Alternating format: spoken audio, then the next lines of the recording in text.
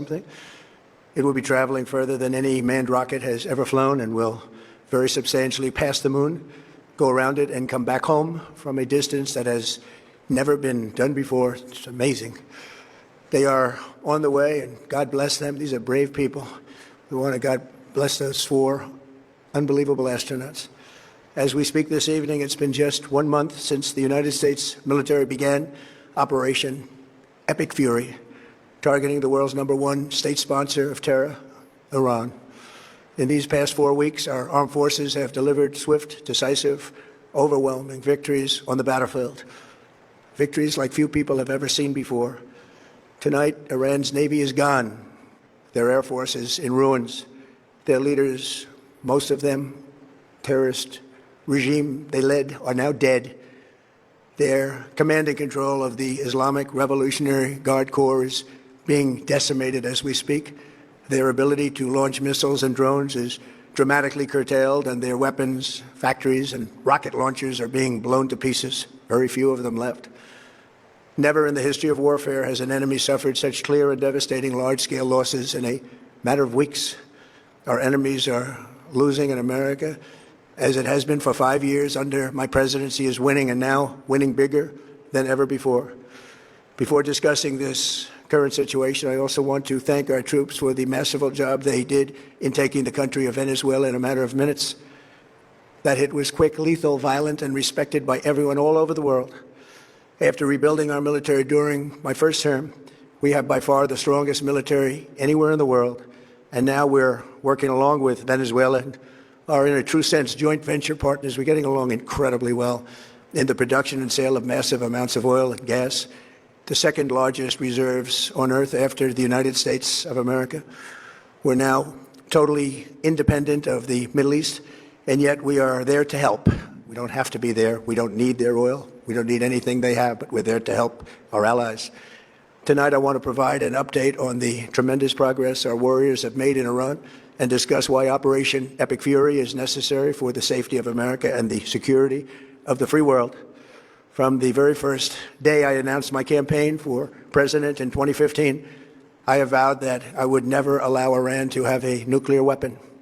This fanatical regime has been chanting death to America, death to Israel for 47 years. Their proxies were behind the murder of 241 Americans in the Marine barracks bombing in Beirut, the slaughter of hundreds of our service members with roadside bombs. They were involved in the attack on the USS Cole, and they carried out the countless other heinous acts, including the just horrible, bloody atrocities of October 7th in Israel, something that most people have never seen anything like it. This murderous regime also recently killed 45,000 of their own people who were protesting in Iran. 45,000 dead. For these terrorists to have nuclear weapons would be an intolerable threat. The most violent and thuggish regime on earth would be free to carry out their campaigns of terror, coercion, conquest, and mass murder from behind a nuclear shield. I will never let that happen, and neither should any of our past presidents. This situation has been going on for 47 years and should have been handled long before I arrived in office. I did many things during my 2 terms in office to stop the quest for nuclear weapons by Iran first, and perhaps most importantly, I killed General Qasem Soleimani in my first term. He was an evil genius, brilliant person, a horrible human being, however, the father of the roadside bomb, and he lived just horrible what he did. Iran would have been perhaps in far better, stronger position. Had he lived, we would have had probably a different conversation tonight. But you know what? We'd still be winning and winning big. And then very importantly, I terminated Barack Hussein Obama's Iran nuclear deal, a disaster. Obama gave them $1.7 billion in cash, green cash. Took it out of banks from Virginia, D.C., and Maryland, all the cash they had. He flew it by airplanes in an attempt to buy their respect and loyalty, but it didn't work. They laughed at our president and went on with their mission to have a nuclear bomb. His Iran deal would have led to a colossal arsenal of massive nuclear weapons for Iran, and they would have had them years ago, and they would have used them. It would have been a different world.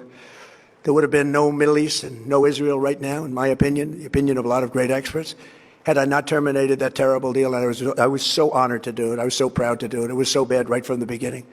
Essentially, I did what no other president was willing to do. They made mistakes, and I am correcting them. My first preference was always the path of diplomacy, yet the regime continued their relentless quest for nuclear weapons and rejected every attempt at an agreement. For this reason, in June, I ordered a strike on Iran's key nuclear facilities, an Operation Midnight Hammer. Nobody's ever seen anything like it. Those beautiful B-2 bombers performed magnificently. We totally obliterated those nuclear sites. The regime then sought to rebuild their nuclear program at a totally different location, making clear they had no intention of abandoning their pursuit of nuclear weapons. They were also rapidly building a vast stockpile of conventional ballistic missiles and would soon have had missiles that could reach the American homeland, Europe, and virtually any other place on Earth. Iran's strategy was so obvious. They wanted to produce as many missiles as possible, and they did, with the longest range possible, and they had some weapons that nobody believed they had. We just learned that out. We took them out. We took them all out so that no one would really dare stop them. And their race for a nuclear bomb, a nuclear weapon like nobody's ever seen before. They were right at the doorstep. For years, everyone has said that Iran cannot have nuclear weapons. But in the end, those are just words if you're not willing to take action when the time comes. As I stated in my announcement of Operation Epic Fury, our objectives are very simple and clear.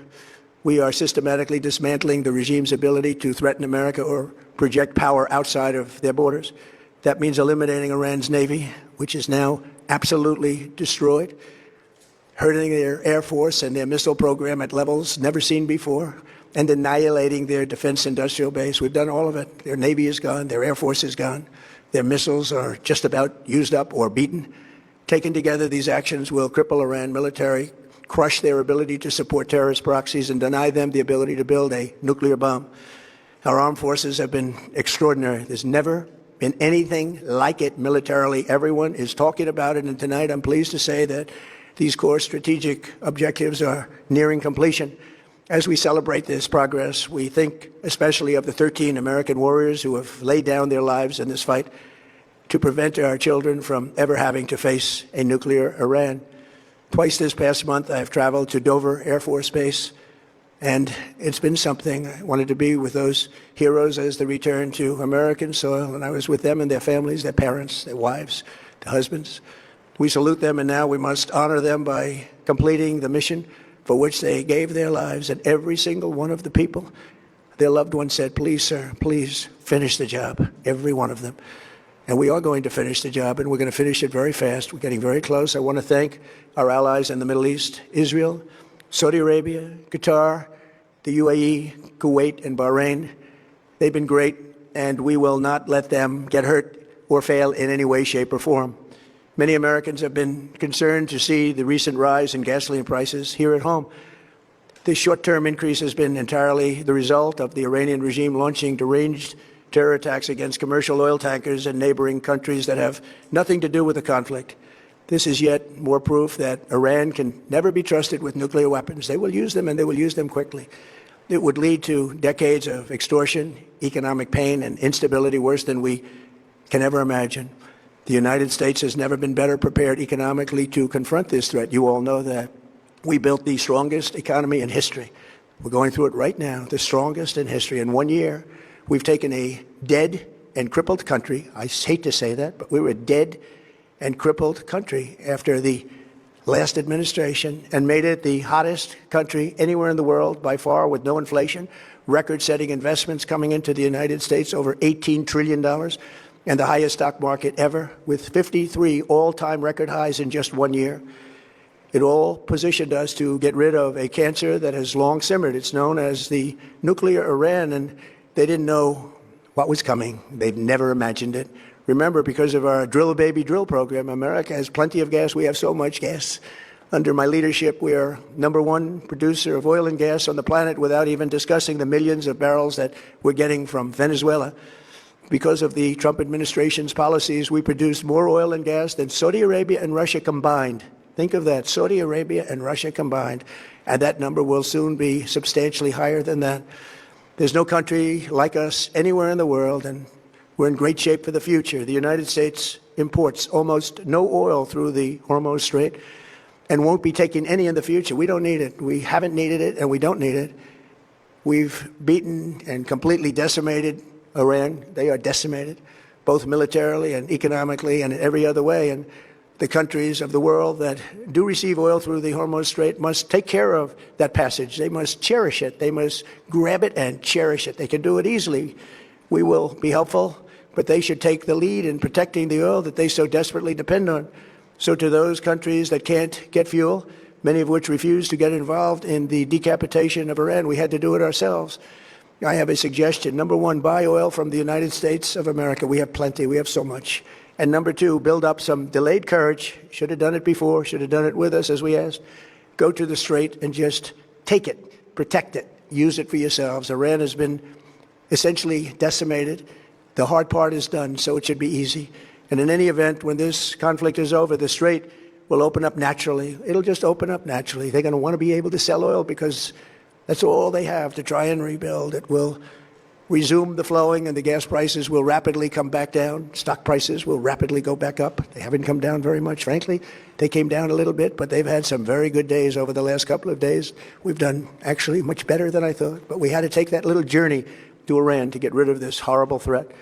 With our historic tax cuts, where people are just now talking about receiving larger refunds than they ever thought possible, they are getting so much more money than they thought. That's from the great big beautiful bill. Our economy is strong and improving by the day, and it will soon be roaring back like never before. It will top the levels that it was a month ago. I've made clear from the beginning of Operation Epic Fury that we will continue until our objectives are fully achieved.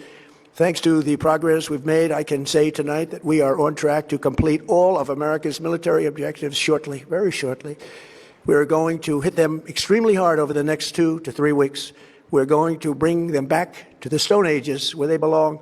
In the meantime, discussions are ongoing. Regime change was not our goal. We never said regime change, but regime change has occurred because of all of their original leaders' death.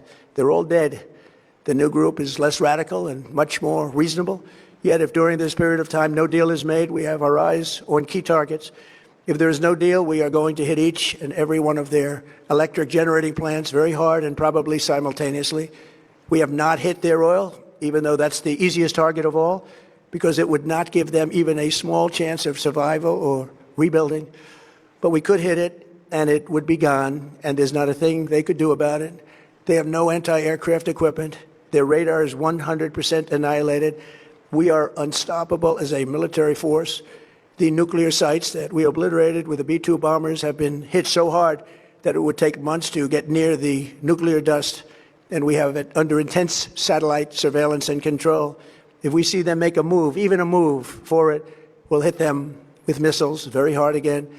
We have all the cards, they have none. It's very important that we keep this conflict in perspective. American involvement in World War I lasted 1 year, 7 months, and 5 days. World War II lasted for 3 years, 8 months, and 25 days. The Korean War lasted for 3 years, 1 month, and 2 days. The Vietnam War lasted for 19 years, 5 months, and 29 days. Iraq went on for 8 years, 8 months, and 28 days. We are in this military operation, so powerful, so brilliant, against one of the most powerful countries for 32 days. And the country has been eviscerated and essentially is really no longer a threat.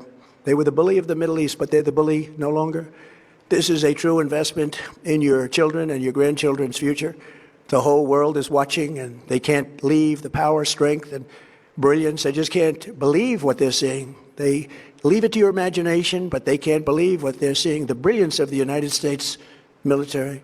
Tonight, every American can look forward to a day when we are finally free from the wickedness of Iranian aggression and the specter of nuclear blackmail.